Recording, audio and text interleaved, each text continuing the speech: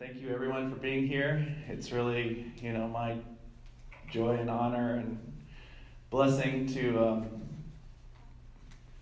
be a Labyrinth builder. I didn't even know the student was here earlier. I said I didn't even know that Labyrinth builders existed when I was in college, and it's not something that I ever could have dreamed that I would do as a full-time living. For 15 years, I was a professional photographer, and I worked for weekly newspapers as a photojournalist, and I also taught photography part-time at a high school. And people, the most common question that people ask me is, how did I get started in Labyrinths? And the first Labyrinth that I saw was actually one that was under construction. And this Labyrinth was built in the courtyard of the new theater building on campus at the high school where I taught photography. And so I kind of saw this man building a labyrinth day to day, and when it was completed, I was curious to go give it a try. And so I, between classes, went out and walked the path. And I found it to be a really wonderful way to decompress kind of, during stressful times in the year, if something had happened during the day, or, especially during grading periods. And it was a real refuge to go to on campus. And so then I knew that I should take my students out there. And being an art teacher, I figured I could get away with almost anything. So I, on the very first day of each semester, when all the other teachers were handing out their syllabus and telling about the rules and these are your assignments and your calendar, I just took my students out to the Labyrinth and, said that, we've all come from different places, we're all here for different reasons. Let's walk the Labyrinth and set our intention for being in this photography class. And so we walk together, and then we share at the end. And then at the very last day of the semester, we would return to the Labyrinth, and this would be the final thing that we did as a class on, before the semester ended. And we would reflect on what we had learned and perhaps some of the challenges or things that we still wanted to learn in the future about photography. And so the Labyrinth became a great ritual for me and my students to use. And I was in a long-term relationship at that time that fell apart. And it was devastating and heartbreaking. And I thought about the Labyrinth at school, and I realized that I needed a Labyrinth for myself near my home. So I found an empty lot and some stones by the bay where I lived, and put them together to create a 7-circuit classical labyrinth. Here you can see I'm actually a little confused as to what's going on. This was a time lapse, so these are excerpts from the video, but here I don't know quite what I'm doing, but it was incredible that within minutes of completing this labyrinth, it became filled with people, kids, everyone stopping to look, to walk, to talk, and how it transformed the space and the community so quickly was astounding. And it also did the same thing for me. I would go out and walk it, and it became a sacred space for me. And so I waited about 3 months, and then I decided to put a picture in the newspaper that I worked for. And the next day, the owner bulldozed it, because he saw it in the newspaper and saw, this is a liability, someone's going to trip, someone's going to take a rock and throw it through a window, and just cleared it out. It was amazing. So, but a friend of mine told me about another space on public land, and I did the same thing where I threw the stones onto the surface and created the 7-circuit labyrinth, and it was an even better location right by the water and along a trail. And this labyrinth was really beautiful to see, as I was going through my healing process, to see flowers emerge, from the stones, rain creating mud and puddles through the wet season in California, and then shafts of light, aligning with the entrance, kind of a sign that, I'm on my path. I would take friends and family whenever they visited me. I would take them out to the labyrinth, and they would enjoy it. And then again, one of the most beautiful things was to go to the labyrinth and find other people walking it. And you could tell that these people were just out to walk their dog and somehow got pulled into the labyrinth, and then all of a sudden they're like, what are we doing here, And the dog especially is like, aren't we going to run? But I didn't realize I was really creating the labyrinth for myself, but it was also something that I was creating for the community without even realizing it. And then it was gone again. And somebody came up to me, my friend, and said, Lars, someone destroyed your labyrinth. And I said, I was the one who threw the stones back into the sea. And they said, you destroyed your own labyrinth? And I said, after a year and a half, I felt like my healing had come, and I wanted to transform the space energetically. And so on the spring equinox, I took all the stones and threw them back into the water. And they said, but this, it's everybody wanted, it was a space for everyone. And I said, well, the labyrinth is still there. The labyrinth is not the stones. The labyrinth is the path. It's actually the experience. And all the weeds had actually remained, and so you could still walk the labyrinth if you saw the labyrinth as the pathway through the weeds. I said, oh, okay.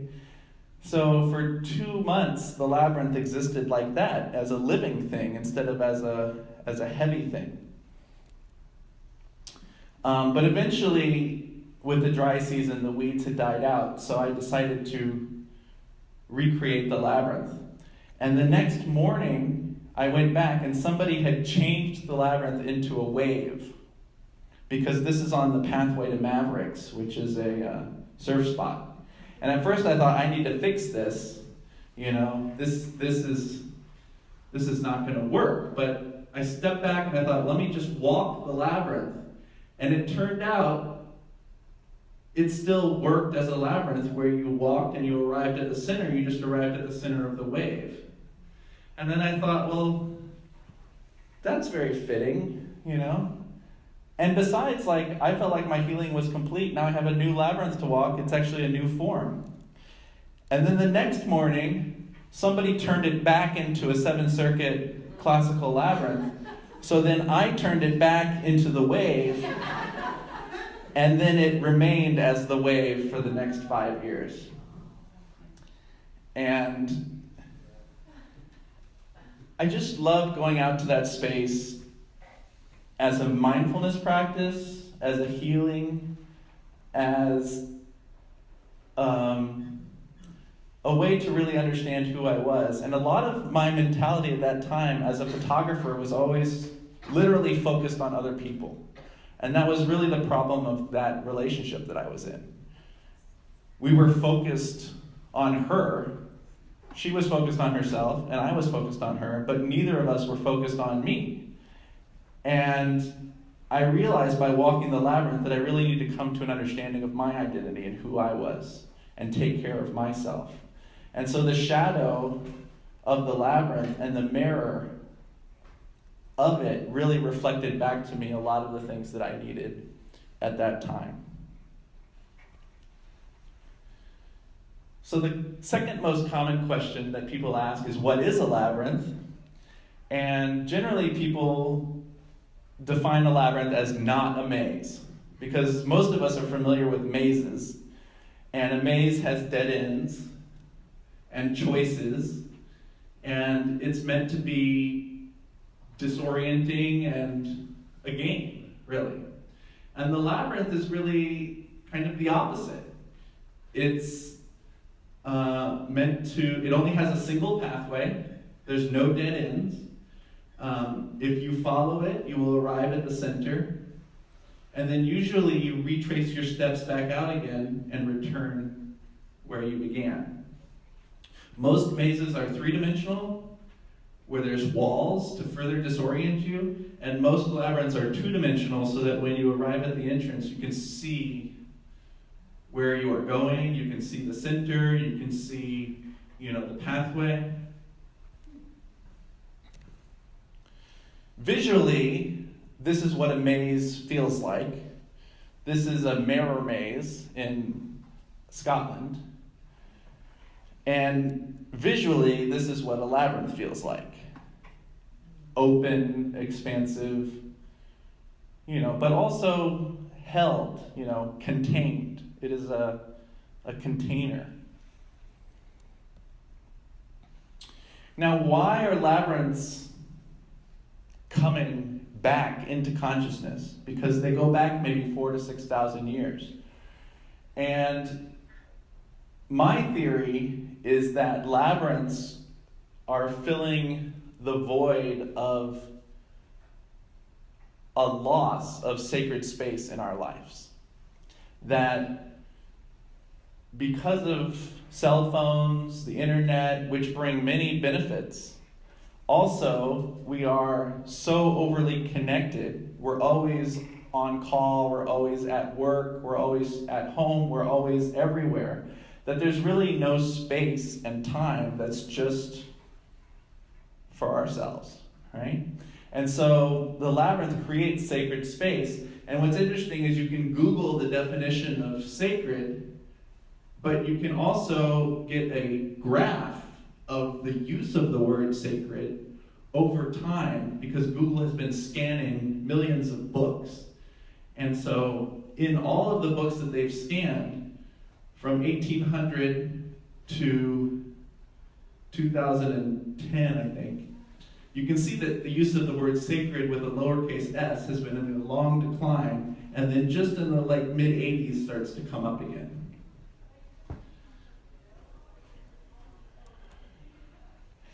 And labyrinths create sacred spaces in many ways. They have a defined perimeter that marks a separate precinct.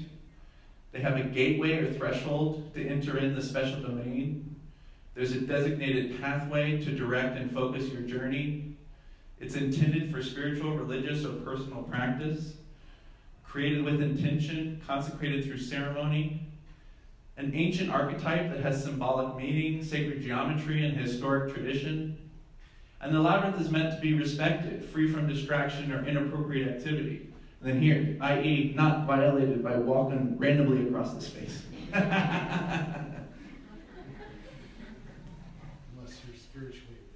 Unless you're spiritually advanced. But then the question is, were you mindfully walking directly to the center, or were you mindlessly walking to the center? So a sacred space could be as simple as a circle. And circles existed in nature, but in our consciousness before the labyrinth. So if the labyrinth goes back 4,000 to 6,000 years, the circle predates it as a space. And this is a calligraphy by Thich Nhat Hanh, the Zen Buddhist. And I went to study with Thich Nhat Hanh because his idea of meditation is not just sitting on a cushion, right? And if you Google meditation, almost all images is someone sitting on a cushion. right? And Thich Nhat Hanh practices mindfulness, not just sitting, he does sitting, but he also does walking meditation, eating meditation, drinking tea meditation. And so I'm up in the left corner, but this is a meditative walk to practice mindfulness in motion.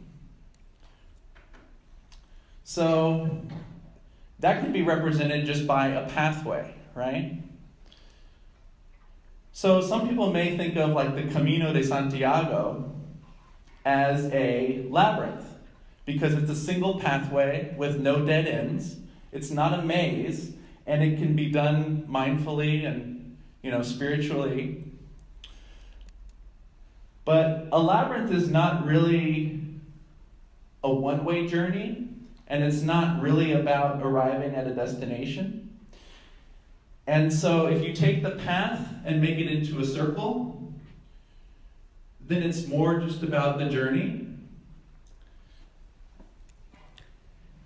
But if you created a circle as a sacred space, a lot of people would not think that they could actually step into it, right? They would think that it's a sacred space that you look at, right? That you can't enter into. So a labyrinth has an entrance, a pathway, and then a center, right? So this could be the simplest labyrinth. It would be called a one-circuit labyrinth because when you stand in the center, there's one pathway that surrounds you, right? Now, the problem with this is that it's not a problem, but this is a spiral, really, right? If you looked at it, this is a spiral. And if you expanded this as a spiral and you walked the spiral, you would get dizzy, right? So there is a debate. Are spirals labyrinths because they're not mazes and there's a single pathway? But personally, I do not consider a spiral to be a labyrinth because it doesn't have balance, right? And so to create balance, you could put two pathways. So now you're turning in, you're turning once, you're turning again.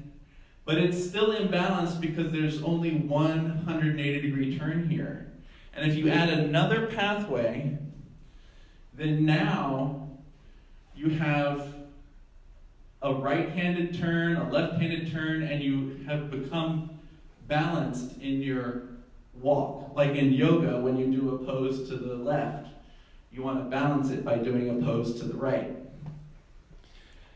But there's one more thing that this labyrinth is missing, which is the meander.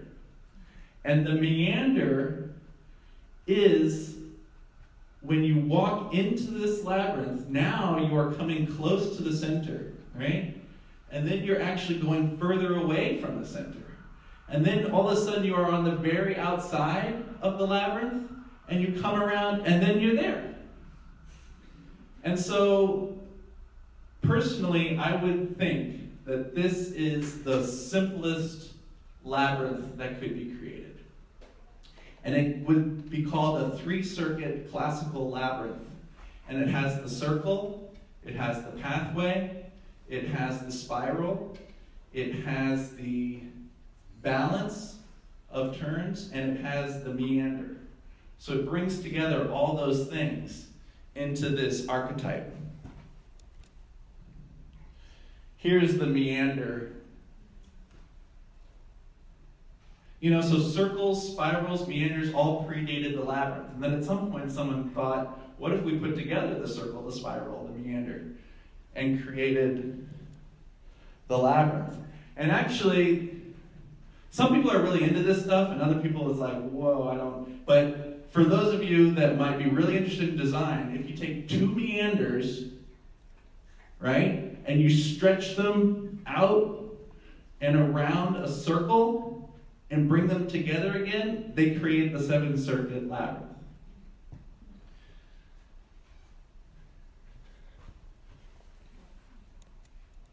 And so this is that three-circuit labyrinth, and it is actually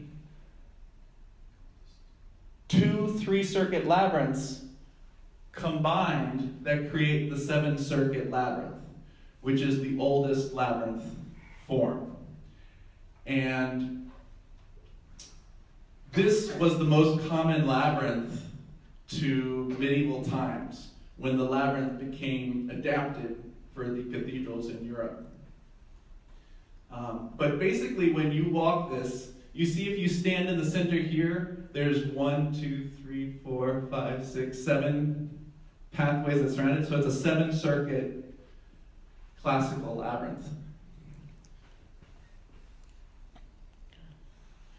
So labyrinths evolved over time, as I was just mentioning, and they were Roman labyrinths that were kind of square, that spread through the Roman Empire. There were medieval labyrinths in the cathedrals of Europe. There were Baltic labyrinths on the shores of Sweden, chakra labyrinths in India, Nazca lines in South America, man-in-the-maze designs in the southwest United States. So many different cultures have adapted the labyrinth to different uses. And what's interesting about labyrinths is that because there's no one place or people or church or culture that can claim the labyrinth, the first one, it's open source. It is open to interpretation. And really no one can say that this is the right way to walk a labyrinth. You know, who says you cannot dance the labyrinth? Who says you cannot use it for superstition or just symbolically? You know, maybe not walking at all, maybe just as a piece of jewelry.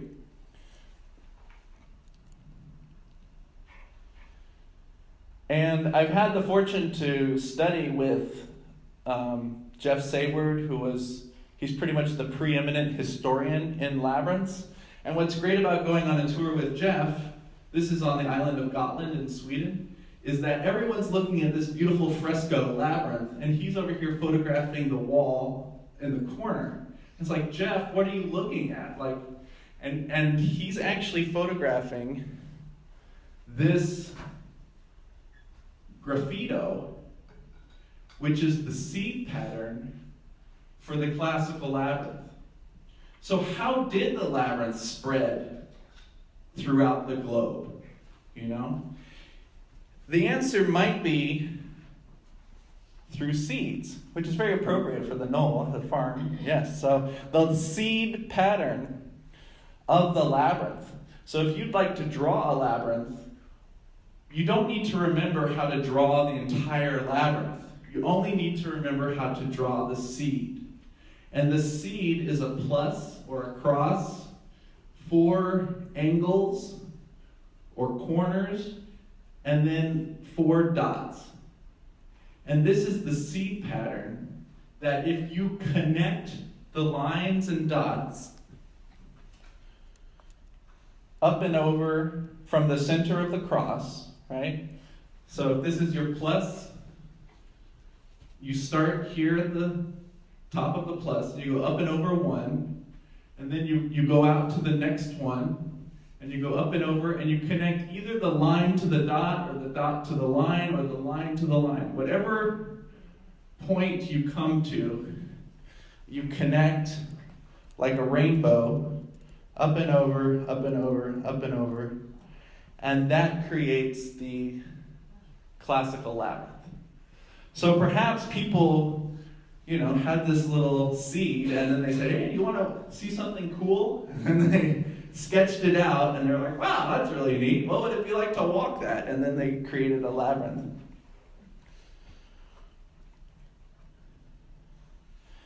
So, the labyrinth is an archetype, and this is a quote from Dan Johnston. And he wrote, "The labyrinth is an archetypal symbol for life's journey. An archetypal symbol is one embedded into mankind over a long evolutionary history. It develops out of an almost infinite repetition of typical human experiences. Similar symbols arise in all cultures, and that is what makes them archetypal. An archetypal symbol is a container of energy. It can bring motivation and meaning to life. Archetypes are deep within us and awakening. As an archetypal symbol, a labyrinth has power. It has an energy with which we can have a direct experience. Unlike many other archetypes which remain abstract, we can physically get into and walk around in a labyrinth. So, what an incredible thing to have an archetype that has the history and tradition, and yet no baggage.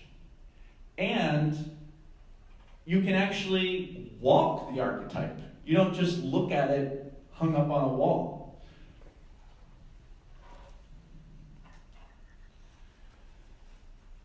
So to continue my story, 2 years later, after I created that labyrinth by the beach, a friend invited me to the New Year's Day Labyrinth Walk at Grace Cathedral in San Francisco. And at the New Year's Labyrinth Walk, I met Lauren Artris, who brought the labyrinth to Grace Cathedral, and really is the leader of the modern labyrinth movement. And she wrote a book called Walking the Sacred Path, which is probably the most famous labyrinth book if you wanted to read, especially about the religious application and use and history of the labyrinth. So it was incredible meeting this pioneer just at the entrance to the labyrinth. And then I picked up a brochure that said, Veritas is their foundation, Veritas, workshops and lectures. And later that fall, Robert Foray came and did a labyrinth design and building one-day workshop. And so this is Robert here in red. And one of our exercises was to create labyrinths on our tables using beans. And this was my 7-circuit bean labyrinth that I created. And he told me about the labyrinth in Chartres Cathedral that was the basis for the labyrinth they created at Grace in San Francisco. And when he told me about this labyrinth, he's been there 52 times. His love for that, I said, I've got to go. I've got to go to Chartres, France. And the next year, Lauren Artris had a facilitator training in Chartres. So I quit my teaching job. I quit my newspaper job. I put all of my possessions into a storage unit. I had a going-away party at my labyrinth, and I left for 2 months to go to Europe. And I went to Chartres Cathedral and walked the labyrinth there for the first time by candlelight, which I don't have a photo of because that was not allowed when we walked as a group. But this is an 800-year-old labyrinth installed in 1200 in the floor of the cathedral.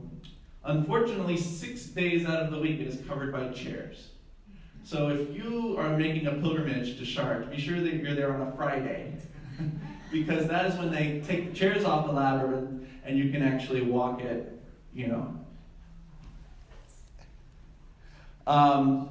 Originally there were no chairs, and the labyrinth was open, and you can see in this engraving that people are walking the labyrinth. This engraving is from 1740, and so there was a tradition of walking the labyrinth in the church, which then fell out of fashion, and then has come back through the work of Lauren Artris, who began bringing groups to the cathedral and creating greater awareness about this really special thing.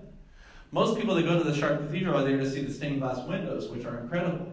So everyone is like, and no one's like, whoa, what's this beneath my feet? So when they open up the chairs, it's an incredible experience to walk this old labyrinth, which is one of the few surviving cathedral labyrinths in Europe. At one point, there were 23 cathedrals that had labyrinths in France and Italy, but only about 3 of the original ones remain.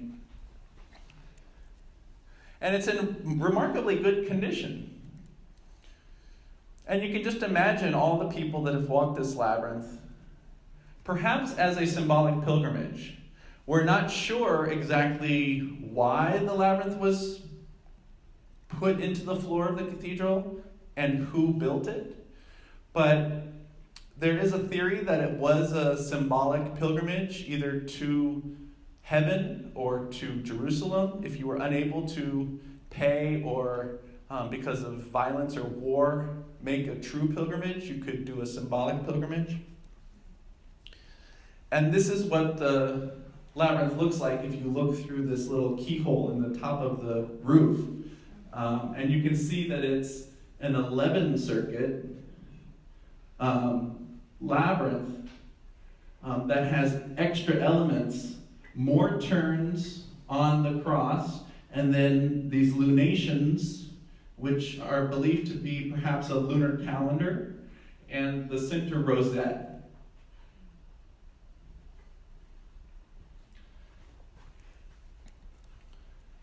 So when I went to Chartres, they were also building an outdoor labyrinth. And I arrived on the last day of the building, and they were behind schedule. So they said, "Would you like to help finish this labyrinth?" And I said, "Of course, I would love to help build this labyrinth." So here I am in red, and we created this outdoor labyrinth because for 3 years, the labyrinth at Chartres Cathedral was inaccessible due to renovation. They've been cleaning the entire cathedral. So Veritas created this outdoor labyrinth to provide a second opportunity for people to walk. Also, if you're there on a Monday or a Tuesday. And so this is where I met Jeff Sayward, the historian, who was leading the building project. And I asked Jeff, I said, "I have 2 more months. My family roots are from Scotland and Sweden. And because I didn't have a sense of my future at the end of that relationship, I thought, well, maybe I can get a sense of my past and trace my family history." And so I said, "Jeff, if I go to Scotland and Sweden, where should I go look for labyrinths?" And he said, "Well, you have to go to Iona, and you have to go to Gotland on the island in the Baltic Sea."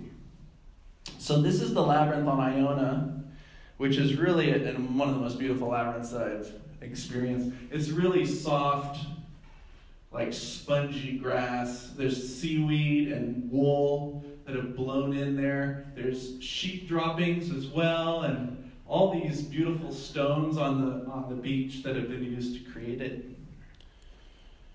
And then I went to Gotland, and I used these maps from the 1980s from a magazine, and I was able to find 20 labyrinths on this small island and walk them.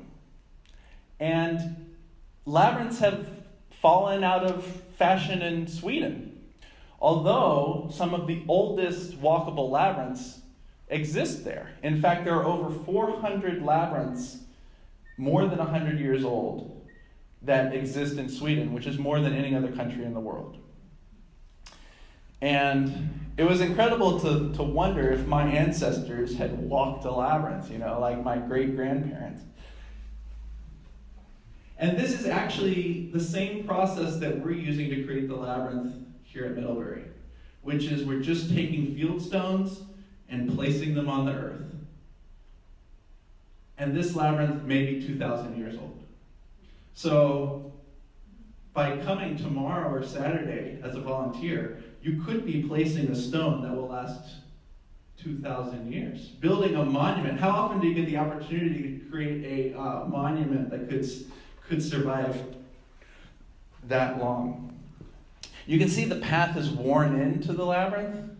And now a lot of the stones are buried by the grass, and this is all stones, but it's pretty much completely covered in the dirt and the grass now. But here you can see the stones. And they put one big one in the center.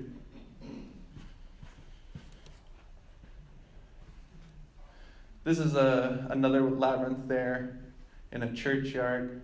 But this labyrinth may predate the church.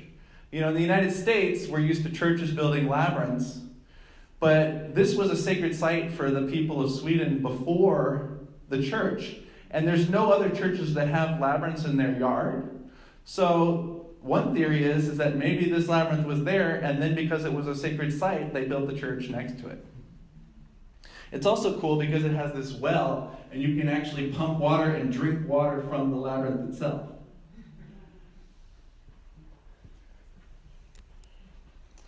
Then these are graffiti labyrinths in the back of churches in Sweden. So they may be 800 years old. It's very hard to date labyrinths. So, but this is a full graffito of if you had completed that seed pattern I showed earlier. So when I came back from that trip, I thought, could I become a professional builder? And I went to Robert Frey's website, who was the man that I had taken the class with, and he had a newsletter. And in the bottom of his newsletter, he wrote this: I would like nothing better than a young apprentice who would like to follow in my footsteps as a labyrinth builder. And then down here, our most experienced labyrinth artists are all pushing 60 years old or more. Hello, is there a younger generation out there to carry this work into the future? So I thought, oh my God, are you kidding me? This is like lightning bolt, And so I wrote Robert. I said, Robert, I took your class last year. You may not remember me, but I saw your newsletter. I went to Shard. I really want to learn from you. This has been really great.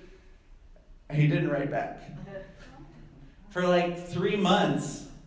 Finally, I was like, what happened to Robert? And I had moved on to other things.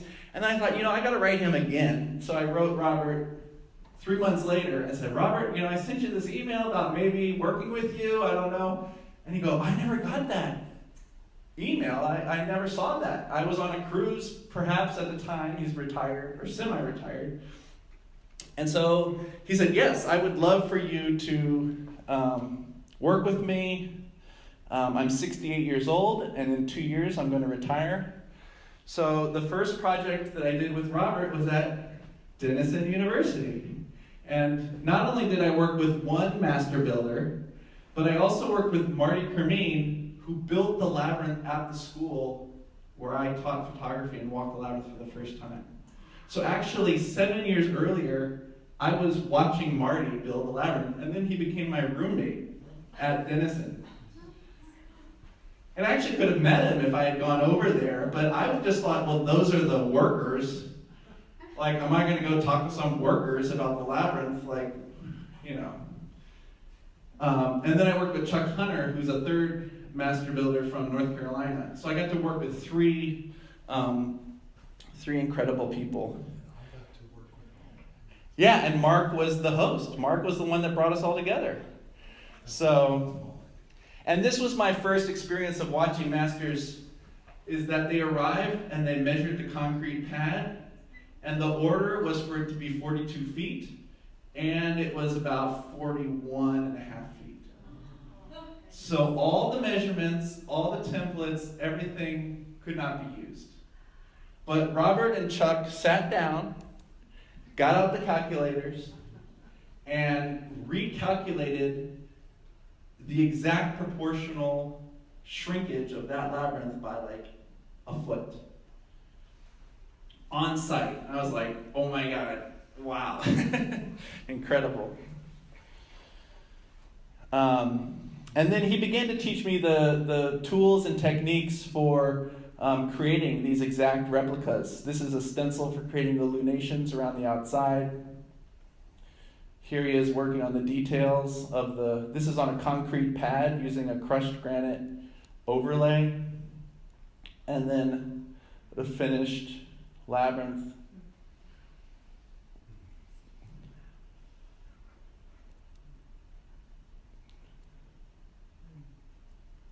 From there, I went to, there's two organizations that work with labyrinths. Veritas, based out of San Francisco, with Lauren Artris, who focuses on the religion, spiritual practice, facilitator training, if you'd like to learn how to facilitate labyrinths for groups. That's who I went on pilgrimage to Chartres with, was Veritas. And then the Labyrinth Society is a educational kind of community of labyrinth artists and builders and designers, and every year they have a conference in a different place. So this is in Taos, New Mexico, which was my first conference that I attended, and it's an incredible opportunity to walk labyrinths in different forms and materials and designs. This is a Mayan labyrinth, which is unusual because it does have these kind of choices.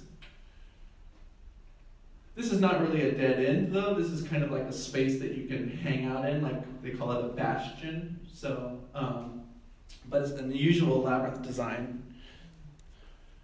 This is a heart-shaped labyrinth made out of woven rope, a beach labyrinth, a concrete and grass shard labyrinth, star-centered pentagonal labyrinth, a quadruple double spiral labyrinth made out of reflective duct tape, and tape is actually one of the easiest and most inexpensive ways to create a labyrinth. So once you've mastered drawing the labyrinth, then I would recommend either going to a beach and drawing it on the beach or using masking tape. And I've actually gotten to the point where I can create labyrinths with a tape machine that you can stand up and push. You can push a roll of tape with a stick like this. I created this labyrinth in 2.5 minutes. Yeah.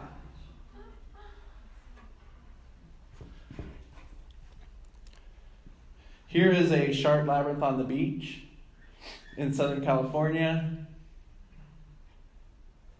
And the labyrinth has so many lessons.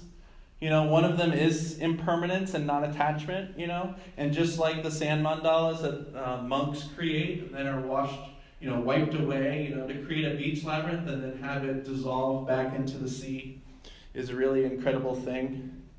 Labyrinths are used at churches. This is a hospital in Canada that has a classical labyrinth.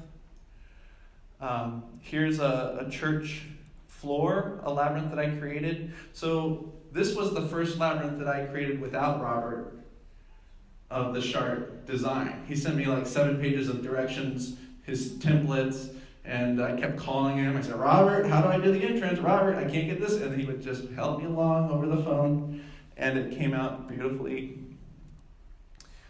There are canvas labyrinths. If you cannot create a permanent labyrinth where you are, you can paint a labyrinth on canvas, or you can buy a painted labyrinth and you could roll out a canvas. They're used at retreat centers, public parks. This is another one of my book labyrinths that I did for a conference for educators.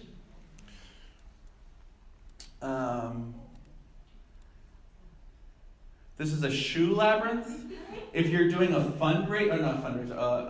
a clothing or book drive or shoe drive, these are all donated shoes from a high school that I was working on a documentary project about the border and immigration, and I asked the refuge, what is the one thing that we can donate that is most needed by the migrants? And they said shoes. So we collected maybe 1,000 shoes, and I created this shoe labyrinth for the art exhibition, and then we took the shoes back to the refuge in Tijuana and donated them.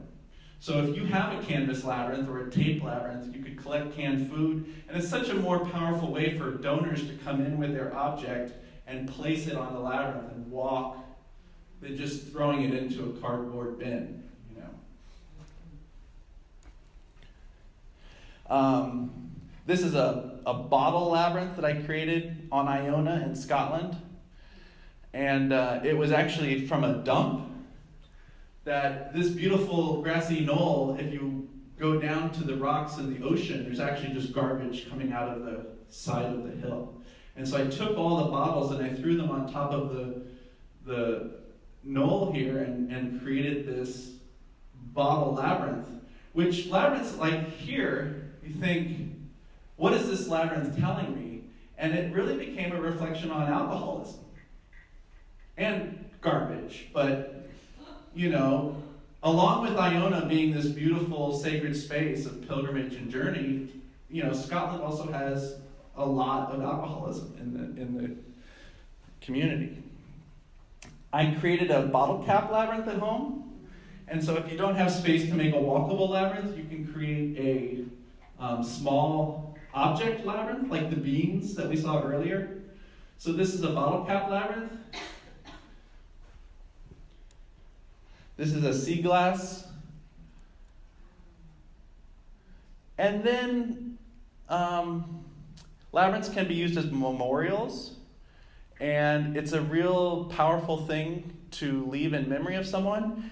When my grandfather passed away, I went to the lake cabin where he had died, and he had collected all these stones on all of his trips because he was a geologist, and they were just everywhere. And I realized, oh my gosh, I can create a labyrinth out of all the stones that my grandfather had collected on all of his journeys with my grandmother. And so, every rock here is a different type and color. And it's so neat to have this as, the legacy for my grandfather.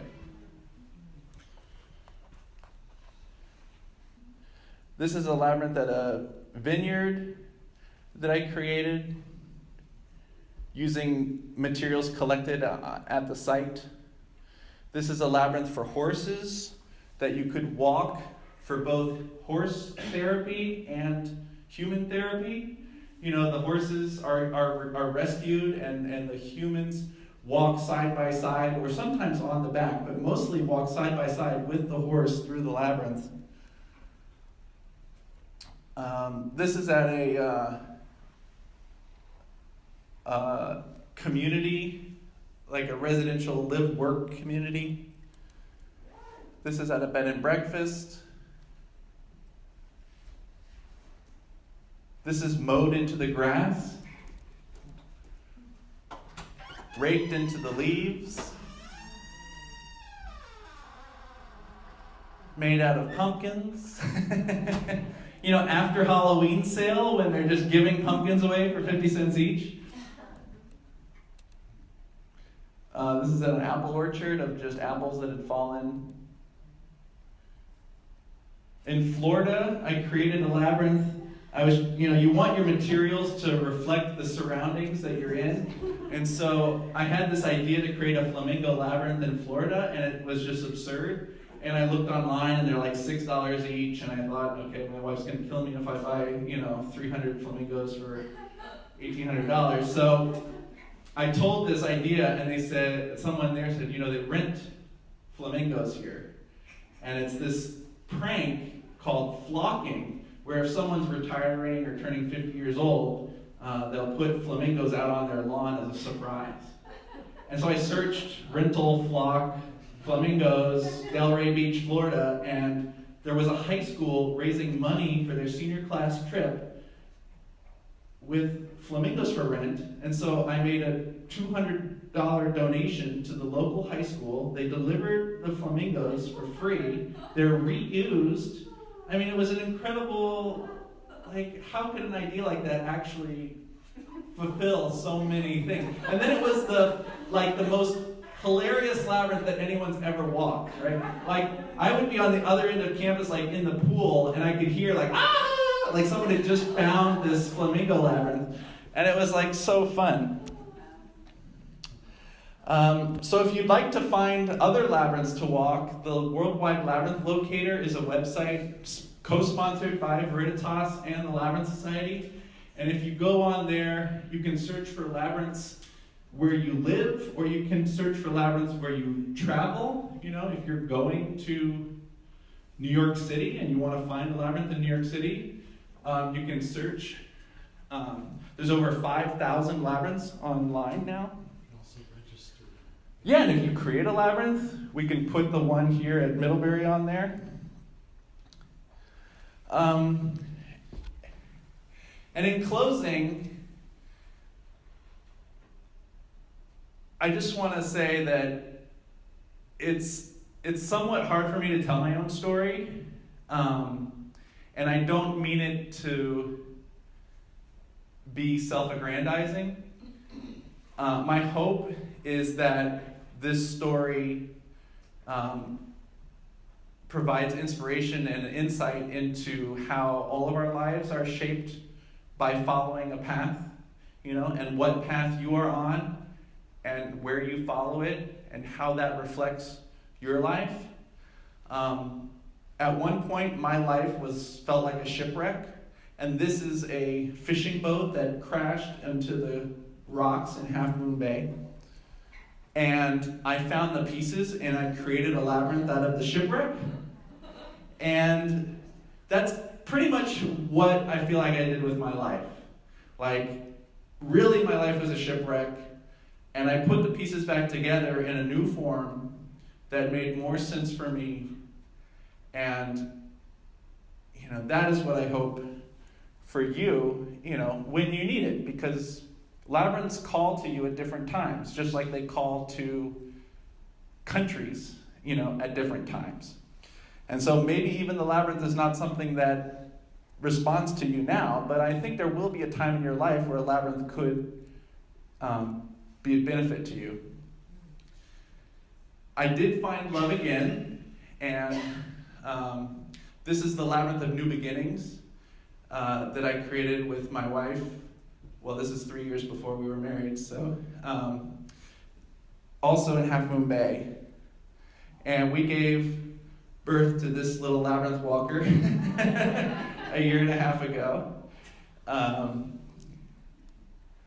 And so I invite you to create labyrinths and to walk labyrinths, and when I facilitate a labyrinth walk, I stand at the entrance and I invite people in to pace them out, so that when you walk a labyrinth, you should just honor your own pace.